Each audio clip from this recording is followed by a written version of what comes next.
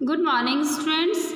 Today in English of class 10th, we are going to read chapter His First Flight, part first. In this chapter's introduction, I am going to tell you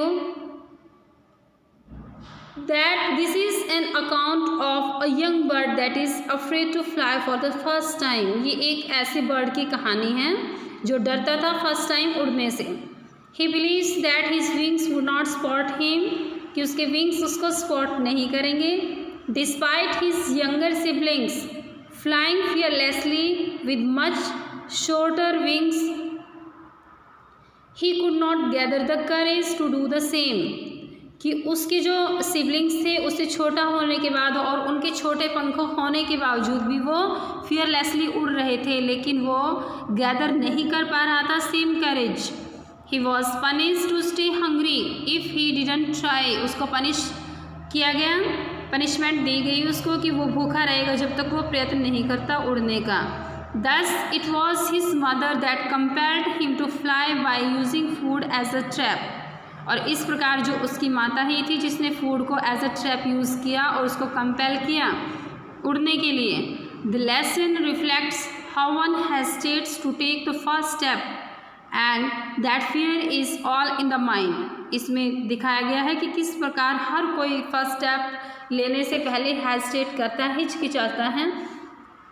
now the summary of the poem of the chapter. The story His First Flight by Liam of Flaherty is about a young seagull who is afraid to fly. एक छोटे seagull की कहानी है जो डरता था उड़ने से. All his younger siblings, despite their much shorter wings, flew fearlessly while he could not gather the courage to trust his own wings.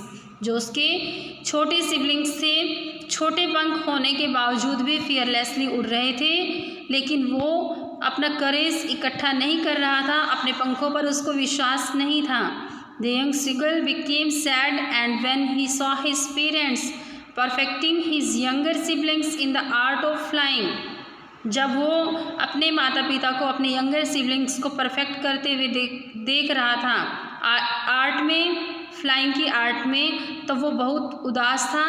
His parents called and taunt him for not even trying. उसके जो parents थे वो उसको scold कर रहे थे, डांट रहे थे, उसके ऊपर टॉन्ट कर रहे थे कि वो ट्राई भी नहीं कर रहा था. They even call him a coward. वो उसको डरपोक कह रहे थे.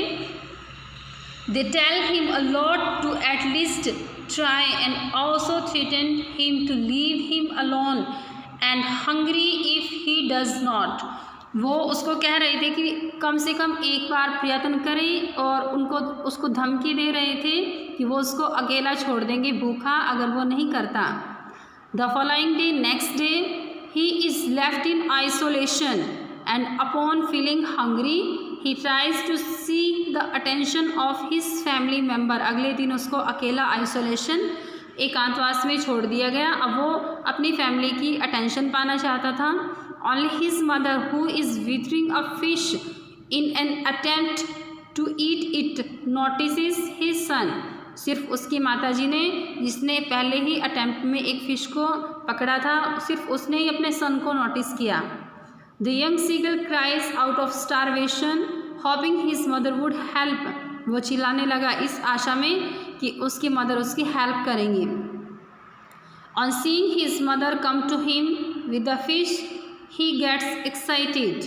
उसकी माता को अपनी तरफ आते हुए फ़िश को लेकर बहुत एक्साइटेड था. But on noticing that his mother stopped Midway. लेकिन उसने नोटिस किया कि उसकी मदर तो बीच में ही रुक गई. He gets maddened out of hunger and takes a dive at the fish, forgetting for a moment that he is afraid to fly. अब वो जो भूख लगी हुई थी उसको, वो पागल था उस भूख में. एंड टेक्स, और गोता लगाया उसमें मछली को पकड़ने के लिए. कुछ क्षण के लिए वो भूल गया कि वो नहीं उड़ सकता. Finally he took his first fly. All the family members celebrate his victory by cheering and dancing around him. हर कोई उसकी विक्ट्री मनाने लगा, खुश होने लगे, डांस करने लगे उसके चारों तरफ. He also attempts at floating in the sea that he was once afraid of. Thus he overcomes his fear and realizes that it is all in the mind, कि सिर्फ माइंड का था और उसने अपने fear